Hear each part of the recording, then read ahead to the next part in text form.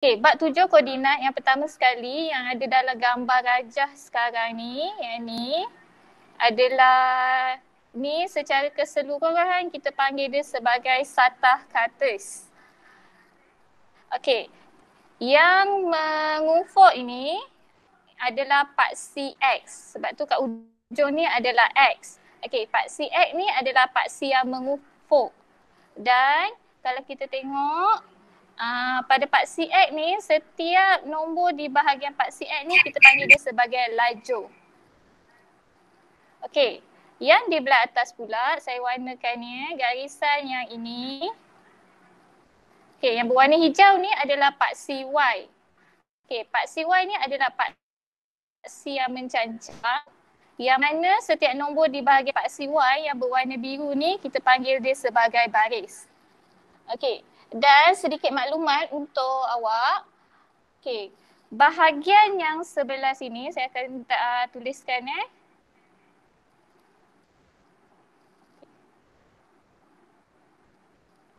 Okey, di bahagian yang sebelah sini maksudnya keseluruhan di bahagian yang warna purple ni, ini kita panggil dia sebagai sukuan 1. Okey. Yang di bahagian sebelah sini pula, kawasan yang di bahagian berwarna, saya buat warna pink lah. Okey. Kawasan yang berwarna pink ni pula, yang ini adalah sukuan 2. Okey. Kawasan yang berwarna biru pula, saya warnakan dengan warna biru iaitu yang di sebelah sini. Okey, kawasan ni adalah kawasan sukuan 3. Okey, dan yang terakhir yang saya warnakan dengan warna kuning. Di sebelah sini. Okey, yang ni pula adalah kawasan sukuan 4. So kalau kita tengok sebenarnya sukuan ni dia secara melawan arus jam. So sukuan 1 berwarna purple, sukuan 2 berwarna pink, sukuan 3 berwarna biru, manakala sukuan 4 berwarna kuning. Okey, yang paling penting sekali awak kena tahu macam mana nak baca koordinat. Okey. So dekat sini yang pertama, kosong ni yang berwarna yang saya dah highlightkan pink di bahagian tengah ni. Ni kosong. Okey, nama dia adalah asalan. Okey.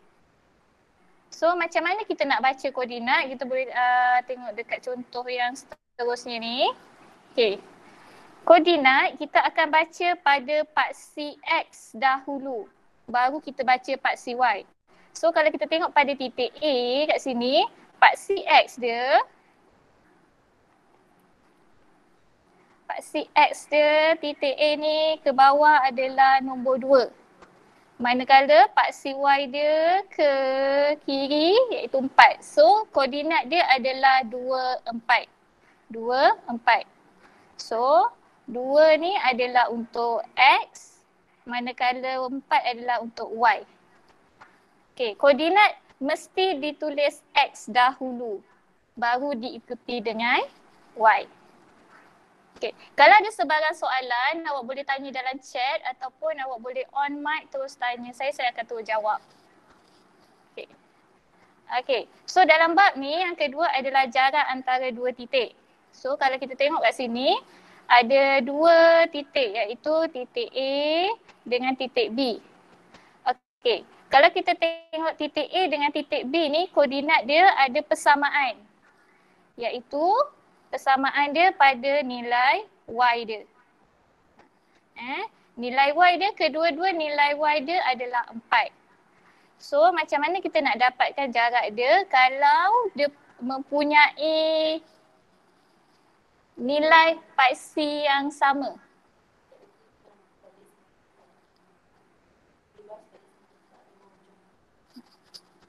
Okay. So kalau kita tengok kat sini, nilai Y pada titik A dengan titik B sama iaitu 4. So macam mana kita nak cari jarak? Kita hanya perlu cari beza pada nilai X. So kita nak dapatkan jarak untuk A dengan B. Kita ambil yang besar 6 tolak dengan 2. So jarak dia adalah 4 unit. Ini adalah secara pengiraan ataupun kita boleh kira pada pada gambar rajah ni. Tapi sekiranya awak nak kira pada gambar rajah, awak kena pastikan skala dia. Okay, kalau kat sini skala dia memang satu-satu, so kita hanya perlu kira kotak.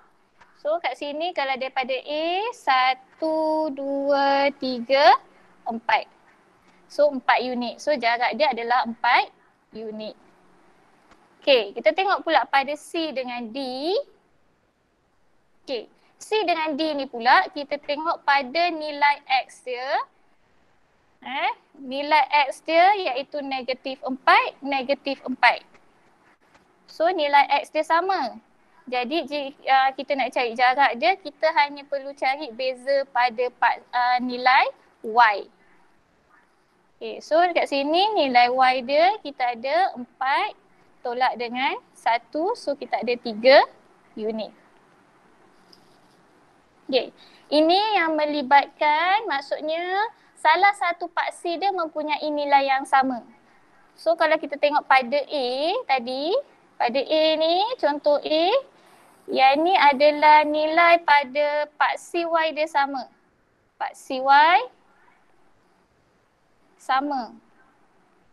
So nilai pada paksi X saja yang kita tolak. Manakala pada contoh C dengan D, yang ni nilai pada paksi X dia yang sama. Jadi kita hanya cari beza pada paksi Y dia. Okey, sampai sini ada masalah? Ada yang tak faham? Kalau ada sebarang soalan boleh terus tanya.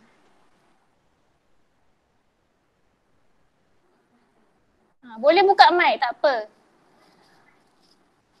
Okey. Kalau tak ada saya teruskan yang seterusnya. Okey, yang ni contoh untuk E dengan F. Okey, yang ini E dengan F, kalau kita tengok nilai X dia tak sama, nilai Y dia pun tak sama. So kita tak boleh terus tolak.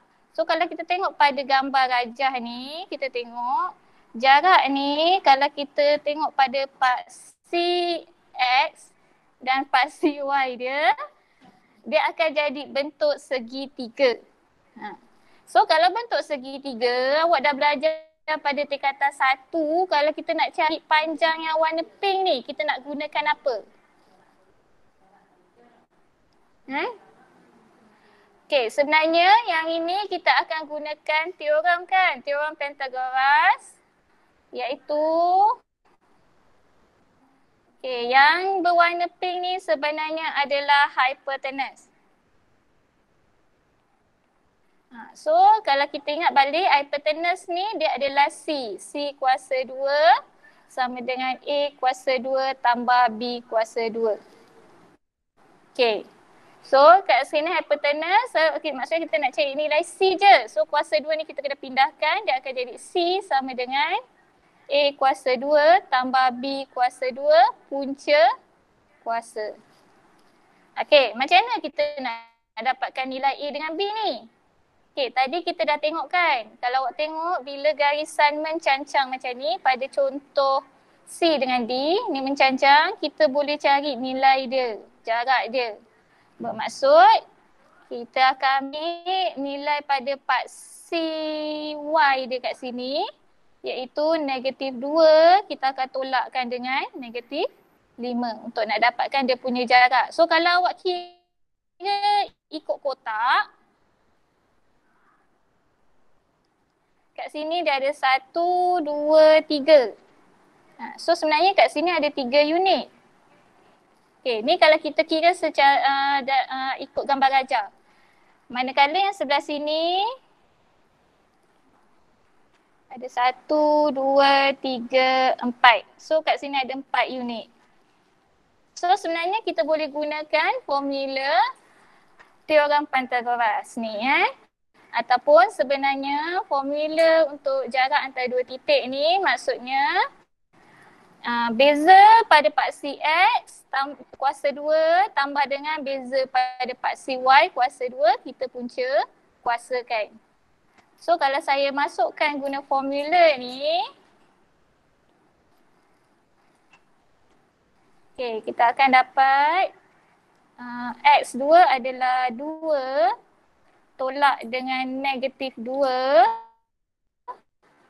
kuasa 2 tambah dengan negatif 5 tolak dengan negatif 2 kuasa 2 punca kuasa. So yang ni 2 tolak dengan negatif 2 sebenarnya kat sini dia akan jadi tambah kan sini. So kita akan dapat kat sini 2 tambah 2 kita akan dapat 4 kuasa 2 tambah dengan yang sini negatif 5 tolak tambah 2. So kita akan dapat negatif 3 kuasa 2. Okey. Sekarang ni boleh tak nilai ni negatif? Tak ada masalah kalau dapat nilai negatif sebab nanti kita akan kuasa 2 kan dia akan jadi positif.